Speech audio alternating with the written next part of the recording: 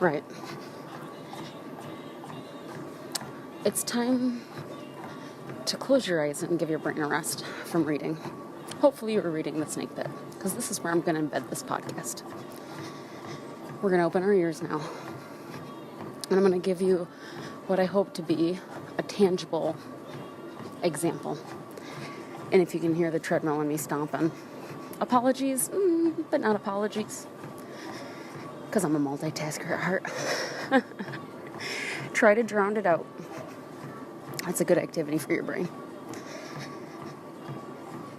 We're here to talk about everybody's most hated irony, snake, anger.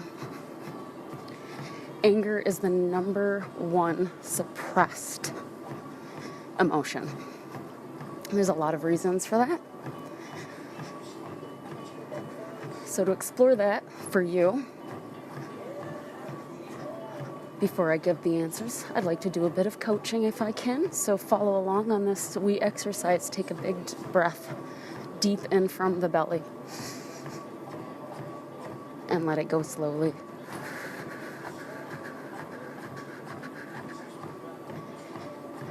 Now repeat after me.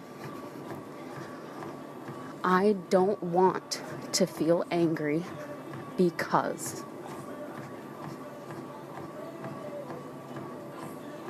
Just allow your mind to fill in the blanks. Why don't you like being angry? Why do you think it's naughty? Okay, so hopefully at least one example came up for you. So, here are some common reasons that people don't like to be angry.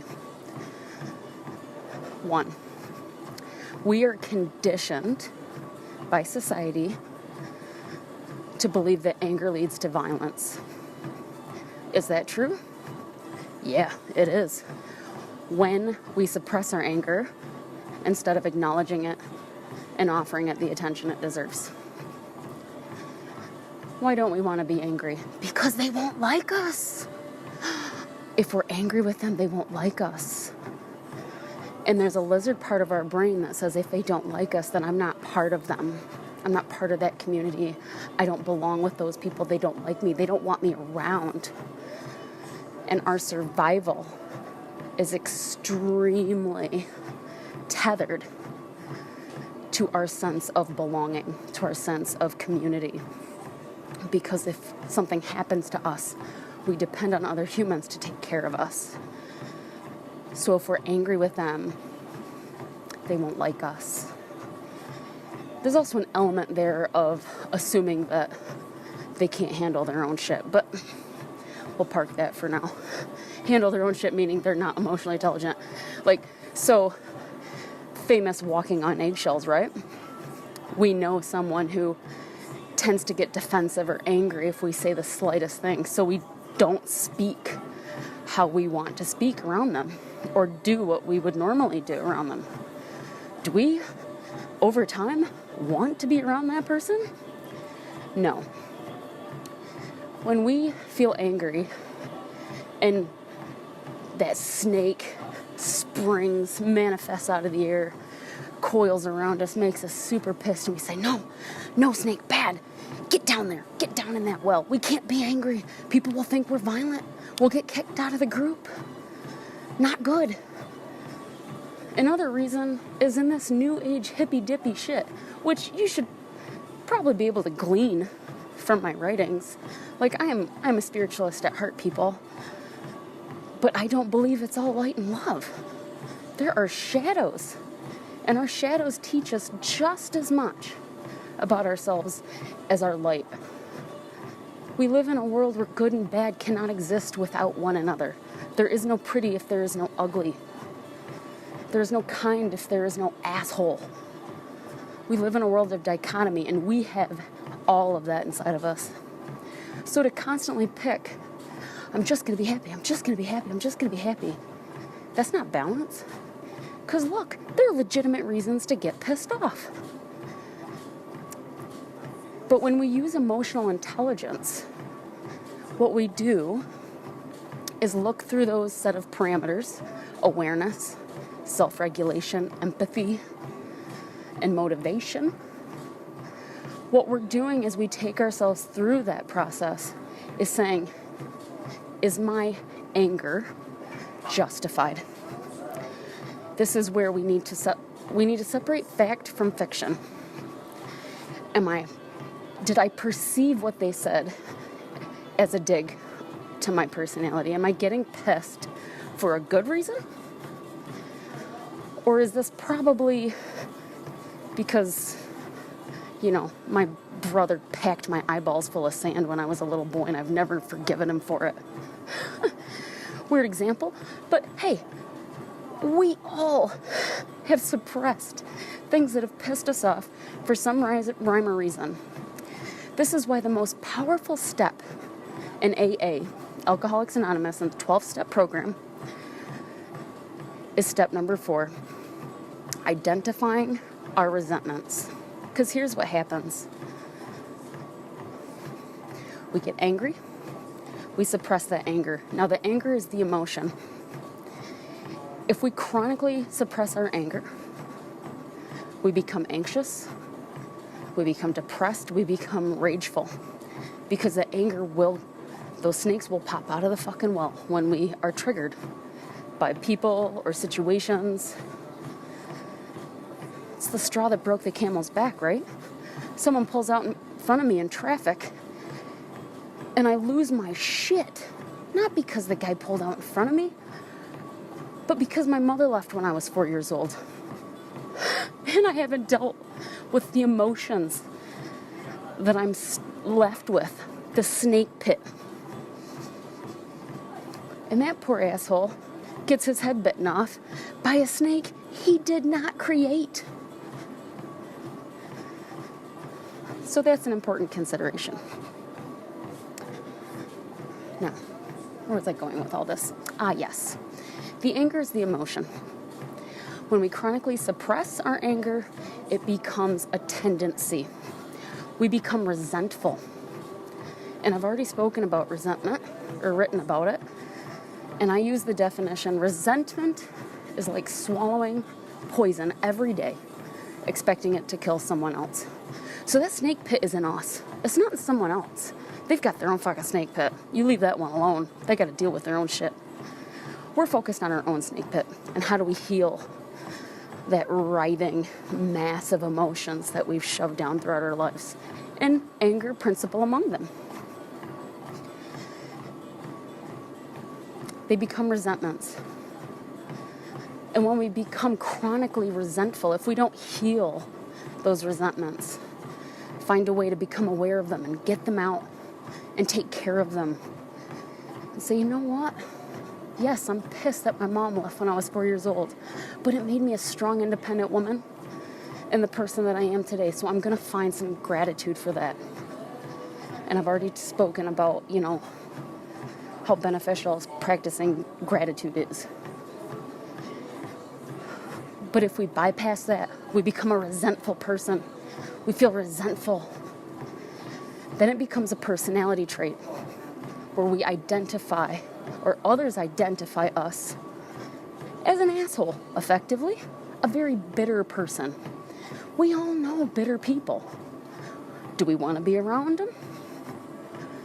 No. But that's likely a natural aversion that we have towards them because we understand that we also have the ability to be better or become better. Bitter people cannot see the sun through the clouds. They are down in that pit with the snakes of their suppressed anger, and they can't see the light. And the only light that can be cast down there is the light of awareness. When I did step 4 of AA, I almost got carpal fucking tunnel from writing. I thought of all the resentments that I've held throughout my life against my mother, my sisters.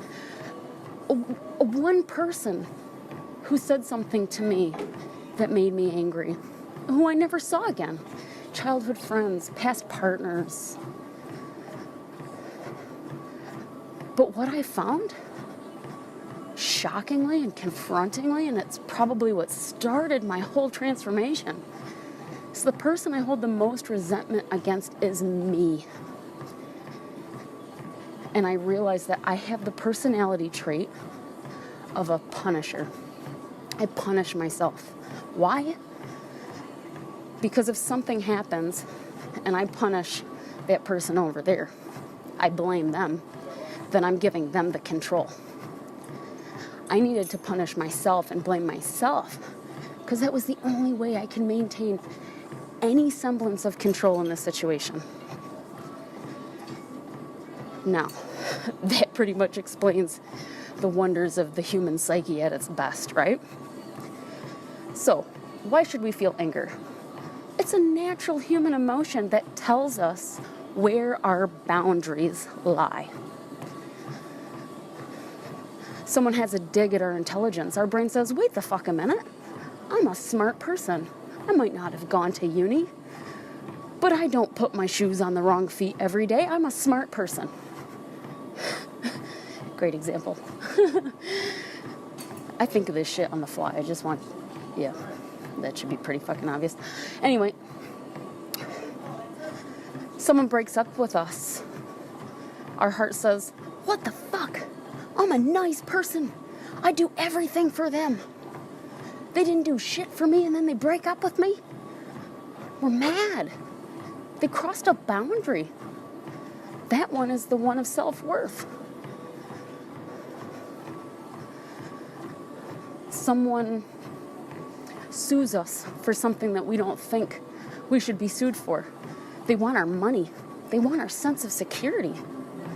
Why do they need my money? I'm pissed about that. This isn't fair. Why should I give them my money, my sense of security?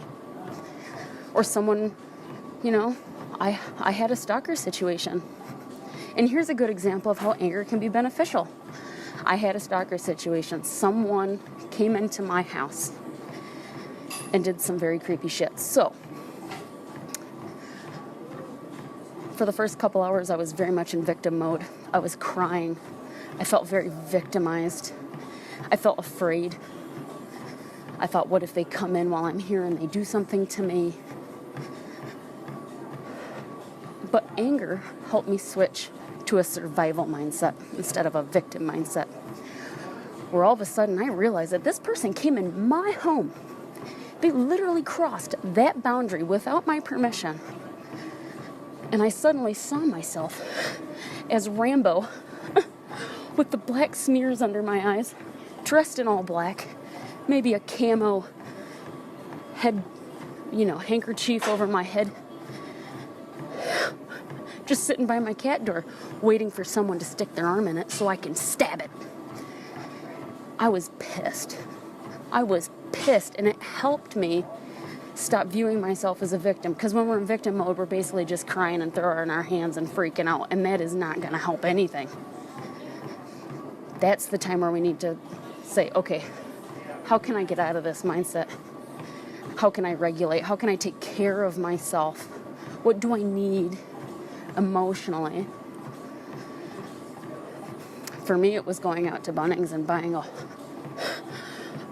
whole bunch of money's worth of stuff to protect my house. And no, I did not buy a gun, although that was my mother's first suggestion because she's American. So it pretty much explains why I left that place. Anyway, anger teaches us our boundaries. And if we're the kind of person to give and give and give to others, then we likely don't have any boundaries. I used to do this. Real life example, I had a friend. She was turning 25, and I paid for plane tickets for her and I to go to Vegas, and I also coordinated with 4 other girls from university to meet us out there, all as a surprise for her. I set up this huge elaborate trip for her 25th birthday. And we went, and it was mostly a good time. I don't remember a lot of it, and I'm not gonna say anything about that trip. But on my birthday, the following year, my 25th birthday, she didn't even give me a fucking card. If you don't think I wasn't pissed, I actually held that resentment for years. For years I was spiteful over this. And every time she said anything to me, I'd remember. That snake would say, hey, remember when she fucking didn't get you a card on your birthday after you did all this shit for her? But was that fair? No. I can't dispute the facts. This chick is not the kind of chick to go to Vegas. Who is? Me. I bought her my birthday present, not hers. I didn't need anything for my birthday. I already did what I wanted to do, but called it a gift to her. It wasn't actually a gift for me, or for her. It was a gift for me. I wanted to do it, so I did it. Bought her a plane ticket, said happy birthday. You're going to Vegas with me. I didn't even give her a choice. So this is what helped me process and let go of that snake. But it writhed in me for years before I became aware. All those years, I would take digs at her. I would talk about her behind her back. Because underneath, I was like, she's a piece of shit. She didn't get me anything for my birthday. That was subconsciously there and driving these things that I was doing. And it wasn't until I sat down to write that list of resentments and that popped up and I was like, oh, that's why I've been a bitch to her all these years. I never knew why. And that's the power of awareness. It helps us separate fact from fiction. But please listen to your anger, because it has something to teach you. It's either going to tell you that you're holding resentments, that you've been stored up in this snake pit for years and are eating away at you, or it's going to say, hey, they're treading on my boundary, and I ain't having it. And it'll probably show you that you don't have, we often don't have the boundaries we need. I mean, I recorded something years ago about how I just had no boundaries whatsoever. And I still can't say that I have all the healthy boundaries that I need. But you can be sure as shit, my anger lets me know where I'm lacking one and where I need to build a fence, build a healthy boundary. But it is about healthy. It's all about healthy emotions, healthy anger, healthy sense of justice, healthy sense of what I deserve. And anger can be a clue to all of those things. I'm pretty sure that I've said everything I wanted to say. But the next time you feel angry, please don't shove it down. Ask it. Envision it. Here's a fun exercise, because it'll be quite funny. You feel angry. You feel that, that rush of adrenaline. That's how we know we're angry, that rush of adrenaline. Our heart rate kicks up and our breathing changes. We start breathing from our chest. We might feel a little lightheaded. That's adrenaline. And it literally shuts off the part of our brain that can problem solve and think analytically. In those moments, we cannot think. We are in survival mode. We are reacting. We're on autopilot.